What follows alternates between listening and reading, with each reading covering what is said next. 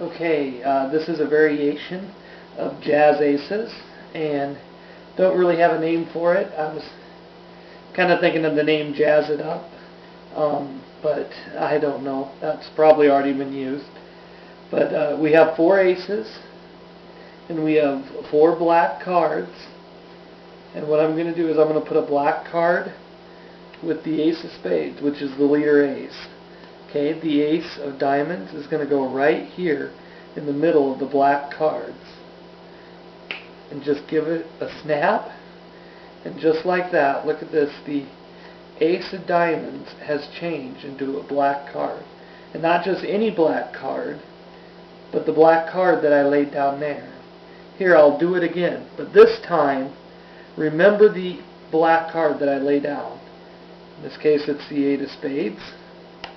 It goes down here, and we're going to take the ace of hearts, and I'm going to put it there in the black cards. Just give the cards a snap, just like that. We have 1, 2, 3, and now the ace of diamonds has changed into the 8 of spades, which indeed is the card that I placed down here. So down here, check it out, we have the 2 red aces. Okay, so we still have one more left to go, the ace of clubs. And what I'm going to do is something a little different. I'm going to take 2 black cards, put it above the ace of clubs, and 2 black cards below the ace of clubs. So the ace of clubs is there in the center of the black cards. Now watch this. Just give it a snap, and we got 1, 2, 3, 4 cards. The ace is gone, but it doesn't disappear. It comes down here. Oh wait, there's only 2. Oh wait, I see. I forgot to put the black card down. So let's do that. We'll put the black card down like before. And now, let me do something a little different. The ace of spades here is the leader ace. The other aces will follow it wherever it goes. Just like that.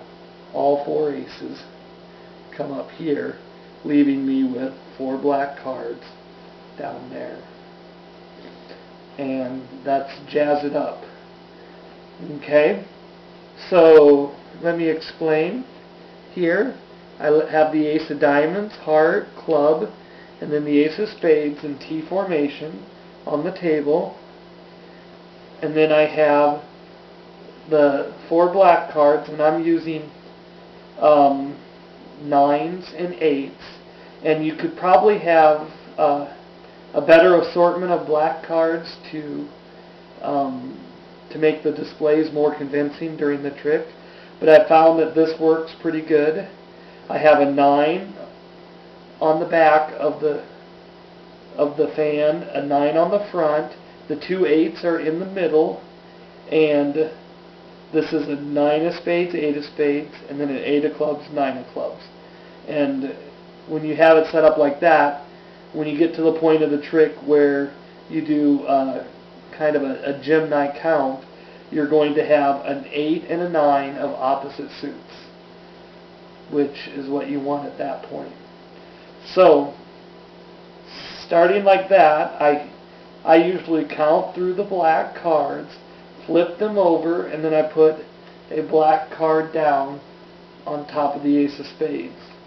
I then spread over these black cards. The ace of diamonds goes into the black cards. Okay? When I was putting this trick together, I was kind of struggling with how do I make it seem as if the ace of diamonds disappears. Because just putting the ace in there and then doing an Elmsley count to show that it's gone isn't very convincing, especially since they see 1 card twice, and as you count through, you could be hiding that ace. And so I was struggling with how best to handle this. And there's other moves. I tried the rollover count and Orlum subtlety, and I was trying stuff that Darwin Ortiz had in his book, and just was having a hard time making it convincing. And what I finally came up with, which really ends up working, is I take the ace of diamonds and I show them that I'm going to put it, and I tell them exactly where I'm going to put it so that they can see it's second from the top, and then I square it up. I give the cards a snap, and then when I flip the cards over, I do an Elmsley count, 1, 2, 3, and then I make it a point to say that the ace has changed into a black card. So, and by doing that, I can tilt this back so that they don't see. They see it, that it's a black card, but then I use it as a pointer so that they can't really focus on what that black card is. And then I make it a point that the ace has changed to a black card. Then I pull it out and I say not just any black card, but the one I laid down here. And again, that hides that card again. And then I just come back and I put it on there like that. So by emphasizing not that the ace is gone, but that it's changed to a black card, that focuses the attention on the card that they think should be the ace, but it's a black card, rather than focusing their attention on the entire packet. And I found that that actually works pretty well. I usually get some pretty convinced looks rather than kind of like, you know, suspicious looks, like it looks like you're hiding the ace there somewhere. So I found that that works well. And then it gives me a chance to then say I'm going to do it again, and this time remember the card, the black card that I lay down there. And when I do that, I'm doing a double, and I'm laying down the ace.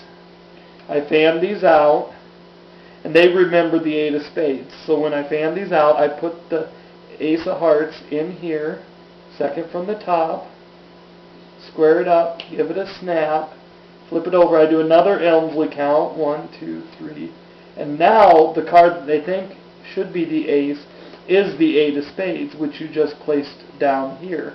So you do that again, bring it back, and now you're going to lift up these 2 cards, and you're going to show these as the aces. Okay, but you have a black card and a red ace. So when as you pick these up, you get a break underneath the top card over here. Okay, you bring it over to the packet to slide the top one off and flip it over like that. But when I did that, I picked up the other ace from the top of the packet. Then I can show it like this. Okay, so what it looks like is this. You have these 2 cards.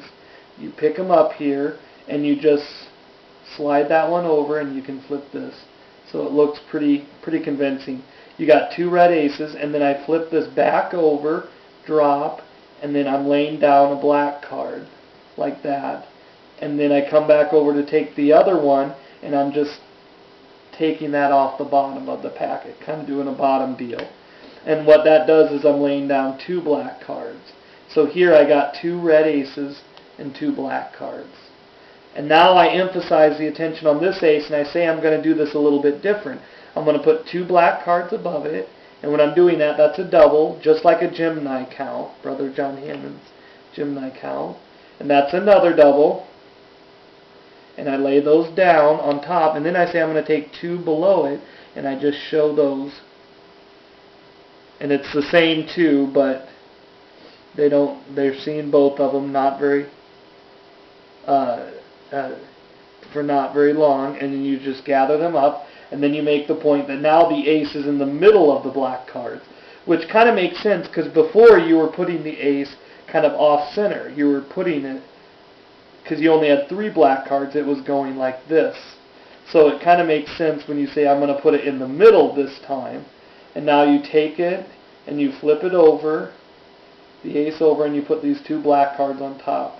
So you now have 2 red aces, the ace of clubs, and 2 black cards here. So you say that the ace is in the middle of the black cards like that. Okay, and then you talk about making it disappear, give it a snap, and then I just count 1, 2, do a block pushover of 2 cards, take it, 3, and then I snap that last one, 4, and then you make the point that the ace is now gone because there's only 4 cards.